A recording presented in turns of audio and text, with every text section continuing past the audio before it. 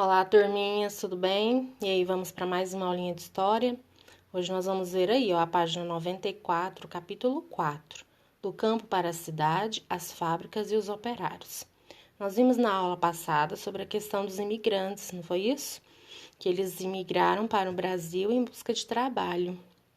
E aí eles trabalhavam nas indústrias, né? Pois eles possuíam aí uma mão de obra mais qualificada. Por quê? Porque aqui foi proibido que o trabalho escravo, não foi isso? Na produção de café aí, ó. Da lavoura à fábrica, né? Vamos ver como isso se deu aí, ó. Estima-se, olha aí no texto, que entre 1887 e 1930, cerca de 3,8 milhões de estrangeiros chegaram ao Brasil, né? A maioria deles na região sudeste e sul, né? Compondo as mãos de obras da fazenda de café. Como antigamente as condições de trabalho eram precárias, não é isso? E começou a ter crise na produção de café.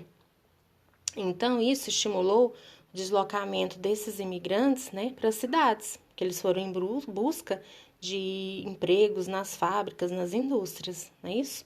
Então, o que aconteceu? Grande parte desse lucro do café que teve, eles investiram em abrir indústrias aqui no Brasil, não é isso? Foram produção de fios, alimentos e outros produtos, né? Era fonte de riqueza para os fazendeiros e comerciantes empresários, né? Já não era mais o café, né?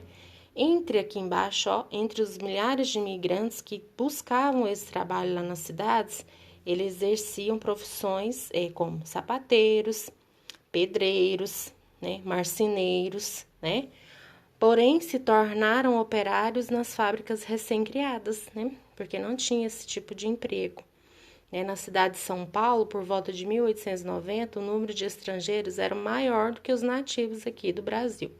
E na indústria, a maior parte dos operários já eram o quê? Europeia. Em 1912, 60% dos operários da indústria têxtil eram de origem italiana. Então, houve a imigração. Os estrangeiros vieram ao Brasil em busca de trabalho. Agora, na página 95, olha só, vamos ver aqui uma questãozinha aí, ó. Quais foram os principais motivos que estimularam a mudança dos imigrantes do campo para a cidade? O que aconteceu lá no campo que eles quiseram imigrar para a cidade? 2. Essa daí nós vamos conversar na nossa aula ao vivo, certo? Atualmente, quais são os maiores fluxos de imigração do mundo? Vamos responder, assim, algumas questõezinhas para a gente explorar mais essa questão oralmente aí, não é isso? Muitas pessoas migram dos locais onde elas vivem, não é isso? Nos dias de hoje é comum, né? A vida deles é em um país estrangeiro. Então, aí nós vamos ver, será por que eles fazem isso, né? Será por que as pessoas migram de um lugar para o outro, né? Por que será que acontece que há essa situação de deslocamento das pessoas? E você conhece alguém aí que já migrou de um local para outro? Nós vamos discutir aí essa questãozinha 2 na nossa aula ao vivo aí de forma oral, ok? Aqui embaixo vocês vão ler um texto aí, ó, Museu da Imigração, né, que era onde se hospedavam os imigrantes que vinham, né, eles ficavam aí na cidade de São Paulo, né, eles ficavam alojados e de lá eles eram enviados para as lavouras ou para as indústrias, né, localizada aí, ó, próxima à ferrovia. A hospedaria guardou os registros de entrada das pessoas que chegaram ao país, arquivos que hoje são importantes documentos históricos, né, para a nossa história aí do Brasil. Atualmente, o local abriga o Museu da Imigração, que também dispõe um acervo digital sobre os fluxos de migração. Já na página 96, nós vamos ver aqui ó, o textinho, ó, migrações internas, né? Apesar do aumento de números de fábricas nas grandes cidades, grande parte da população trabalhava ainda na agricultura, né? Porque era a principal atividade econômica, não era? Sempre não foi agricultura? A produção do café, a produção da cana-de-açúcar, é isso? Em 1920, 70% dos brasileiros trabalhavam no campo, né? Ao longo do tempo, já não era mais assim, né? Esse cenário se transformou Por quê? Novas oportunidades de trabalho surgiram, né? Ligadas à indústria, ligadas à urbanização, que ocorria num processo bem acelerado, né? As ofertas de empregos nas cidades e as progressivas secas em áreas rurais faziam com que essas pessoas se deslocavam, não é isso? Pequenos agricultores e trabalhadores migravam, né, para as mais diversas partes do Brasil. Em especial, eles iam mais para a região sudeste, que é o São Paulo e Rio de Janeiro. Aqui embaixo nós vemos aí, ó, uma fotinha que tem a legenda aí, imigrantes nordestinos chegando ao município de São Paulo, em estado de São Paulo. O número de imigrantes estrangeiros, mais as migrações internas de brasileiros mudando de cidade, cresciam.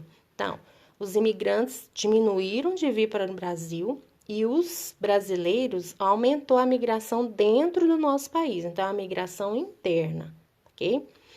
Em 1935 e 1939, a maior parte dos migrantes que chegaram à hospedagem de imigrantes, né, em São Paulo, vinham de próprios estados do Brasil, tá? Aí nós vamos ver aí sobre o trabalho nas cidades, que além da indústria, o comércio e a prestação de serviços também começou a crescer.